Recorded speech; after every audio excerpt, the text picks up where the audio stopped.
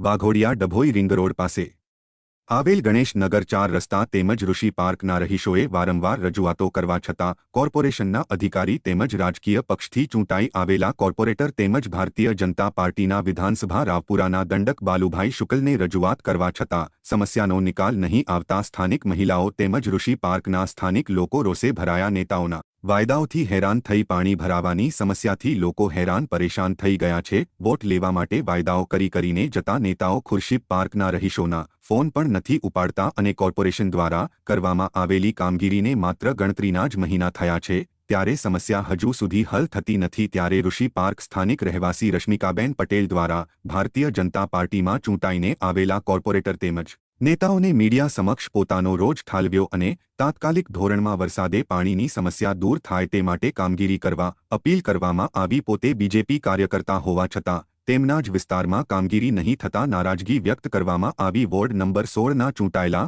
Corporator સ્નેહલબેન Patel તેમજ ઘનશ્યામભાઈ Solanki vote લઈ વિસ્તારમાં નજરે પણ પડતા નથી ત્યારે રશ્મિકાબેન પટેલ દ્વારા તેમને પણ મીડિયા સમક્ષ પોતાને વાત મીડિયાના માધ્યમથી આડે હાથ લીધા. આગામી સમયમાં જો પ્રિમોન્સૂન કામગીરી અંતર્ગત તેમના વિસ્તારને સમસ્યાનો હલ નહીં થાય તો ઋષિપાર્ક તેમજ ગણેશનગરના સ્થાનિકોને લઈને કોર્પોરેશનને મોરચો લઈ જશે અને ન્યાય માટે ઋષિ પાર્ક રશ્મિકાબેન પટેલ તેમજ સ્થાનિક નિવાસીઓ કોર્પોરેશન ખાતે હલ્લાબોલ કરશે તેવી ચીમકી આપી હતી.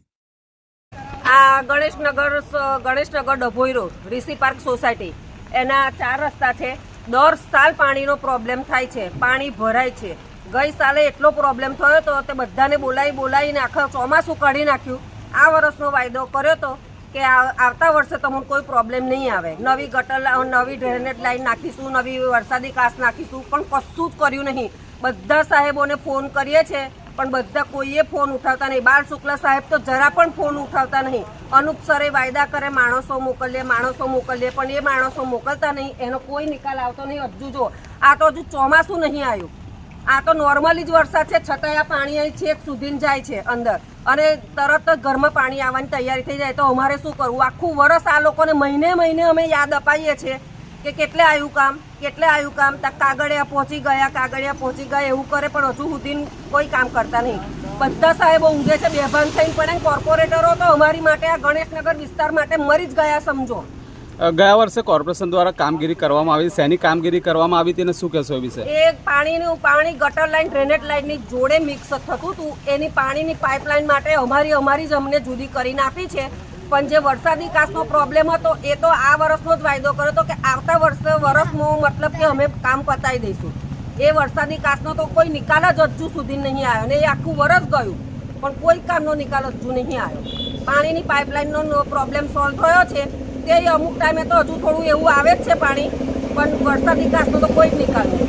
આ બાબતે તમે કેટલી રજૂઆતો કરવી શું કહેશો? રજૂઆતો તો હું તમને ગણાવું એટલી ઓછી છે. રજૂઆતો મારો ફોન એટલે કોર્પોરેશનના સાહેબોથી જ ભરેલા ફોન છે. સવાર પડે સાંજ પડે કોર્પોરેશનના સાહેબોને પણ ફોન અમુક જ સાહેબ ઉઠાવે, અમુક સાહેબ તો બેભાન થઈને જ પડ્યા છે. આજે હેમાંગ જોશી સર જોડે વાત કરી છે તોય હા કરીને ફોન મૂકી દીધો. બાલ શુક્લા સાહેબ તો ફોન ઉઠાવવાનું જ નામ નહીં દેતા, એ તો બેભાન થઈને જ પડ્યા છે બાલ શુક્લા સાહેબ તો.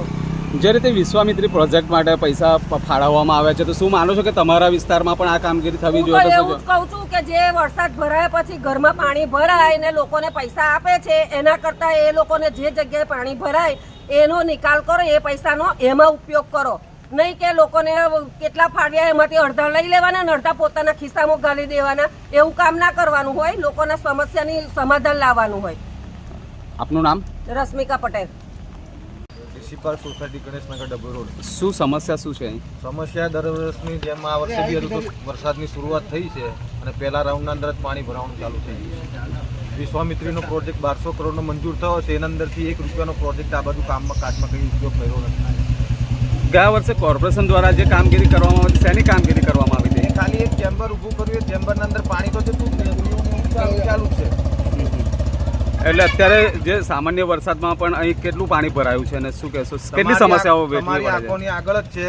હજુ નોર્મલ જ વરસાદ પડ્યો છે, સવારે 5 વાગ્યાથી ચાલુ થયો છે, એના અંદર જ પાણી ભરાઈ ગયું. હજુ તો કદાચ ચોમાસું ચાલુ થાય 3-4 દિવસ કન્ટિન્યુઅસ વરસાદ પડે તો ઘર ખાલી કરવા પડે. શું માનો છો આ કામગીરી કરવા માટે શું અપીલ કરશો, શું કહેશો? અપીલ તો હું હવે તમે આ મીડિયા દ્વારા એ લોકોને મોકલાવો તો એમને આંખ ઉગડે તો કઈ આવે તો કામ સંવિધાન કરે એમ. અમારી અપીલ છે કે મુખ્યમંત્રી સુધીને હર્ષ સંઘવી સુધી પહોંચે. અમે તો એવું જ કરીએ છીએ. નહીં હોય તો છેવટે અહીંથી બધાને ભેગા કરીને 1000 માણસોને હું ભેગા કરી અને બધાની સહી લેટર હર્ષ સંઘવી કાં તો પછી મુખ્યમંત્રી લગીને હું આ લેટર જશે અમારો કે ભાઈ અહીંના સંસદ સભ્યો અને અહીંના ધારાસભ્યો અમારા વોર્ડ નંબર 16 માંથી જે ચૂંટાયેલા છે કોઈએ કામગીરી કરતા નથી. ગણેશનગર વિસ્તારમાં વોટ લેવા માટે આવે છે અને વોટ લીધા પછી જીતી જાય એટલે કોઈ જોવા જ નહીં આવતું કે ગણેશનગરના લોકો જીવે છે કે મરે છે. અને ખાલી વરસાદ પડ્યા પછી લોકોને કીટનાશકની વેચીને દેખાઈને ફોટા પાડીને સાલો ઓડીને હાથ પહેરાઈને જતા રહે. બસ એ જ એમનું કામ છે. તમારા વિસ્તારમાં સ્નેહલબેન પટેલ છે, ઘનશ્યામભાઈ સોલંકી છે, તેમને રજૂઆત કરી તો શું કહેવામાં આવે છે? એનો ફોન જ કોઈ ઉઠાવતું નથી. રજૂઆત કરવાની વાત જ કઈ નહીં. ફોન ઉઠાવે તો અમે વાત કરીએ ને, અને ફોન ઉઠાવે તો ખાલી એટલે હા આગળ વાત કરી દઈએ છે. બસ આ જ જવાબ એમના મોડે હોય, એ સિવાય કોઈ લીટી નહીં હોતી. કેટલી નારાજગી વ્યક્ત કરો? નારાજગી એટલે હદ પાર વગરની નારાજગી છે. હદ પાર વગરની. ગઈ સાલે વર્ષ ચોમાસાની અંદર 4 વાર પાણી ભરાયું હતું. આ તો નોર્મલી હતું. 1.5 મહિનો બાકી છે. જે કામગીરી કરવી હોય એ અમને 1.5 મહિનાની અંદર અહીંયા આગળ વરસાદનો પાણીનો નિકાલ કરી આપો. 1.5 મહિનાની અંદર હજુ 1.5 મહિનાની મુદત છે. એ 1.5 મહિનાની અંદર આ અહીંયા આગળ પાણી ભરાવું ના જોઈએ. એ માટે અમોને પૂરેપૂરો અમોને સમાધાન જોઈએ. બસ એટલી જ અપીલ છે અમારી. નહીં તો છેલ્લે તો અમે પગલું ભરવાના જ છે કે હર્ષ સંઘવી કા મુખ્યમંત્રી પાસે અમારો આખા ગણેશનગરના વિસ્તારમાંથી હું પોતે જાતે રશ્મિકા પટેલ જાતે નીકળશે અને બધાની સહયો લેશે.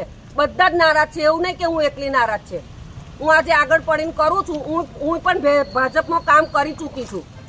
પણ આ કામના લોકોના સાથ સહકાર નથી મળતા કે સાહેબો બન્યા પછી થોડુંક અમારું સાંભળવું જોઈએ કે અમે પ્રજા માટે તમે વોટ લેવા અમને મોકલો છો તો પ્રજા અમને જ કહે છે કે ભાઈ આનો નિકાલ લાવો ને નહીં સાહેબો લગીને પહોંચે. અમને કે તો અમારું તો સાહેબોએ સાંભળવું જોઈએ ને.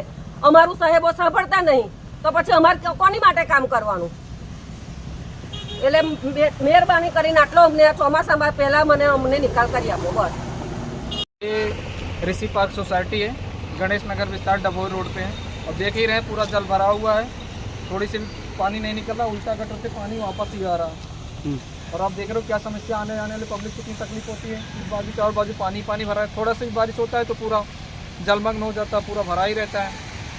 ये समस्या तो कितनी बड़ी है. गई साल कॉर्पोरेशन द्वारा जो कामगिरी की गई थी कौन सी की गई थी और क्या कहा गया था? इसमें देखो जल पानी जो साफ नहीं आ रहा था, साफ पानी के लिए, और यहाँ पानी निकासी के लिए कामगिरी की गई थी. इधर पानी कोई रुकने नहीं पाया. लेकिन देख लो क्या कंडीशन, अभी 2-4 महीने पहले ही कामगिरी हुई थी. उसका देख लो अब क्या नतीजा है, क्या परिणाम है. थोड़ी सी बारिश नहीं हुई. अभी देखो प्री मानसून कामगिरी बताते, कोई कामगिरी नहीं है. अभी तो मानसून आया भी नहीं है, तो ये कंडीशन है. तो क्या आप नाराजगी व्यक्त कर रहे हो कॉर्पोरेशन से, क्या कहोगे? कारपोरेशन पूरी नाराजगी ना. हर बरस गए, जितनी बार हो थोड़ी सी बारिश हो तो पहले बारिश यहाँ पूरा पानी भरा जाता है. कौन अधिकारी, कौन जवाबदार है, कौन करता है काम? देख लो आपके सामने ये सीधा सीधा क्या चल रहा है. थोड़ी सी बारिश नहीं हो तो थोड़ा भरा जाए पानी. और आम पब्लिक को कितनी हैरान गति होती है थोड़ी तो पानी भरा जाने में. क्या नाम आपका? दीपक भाई.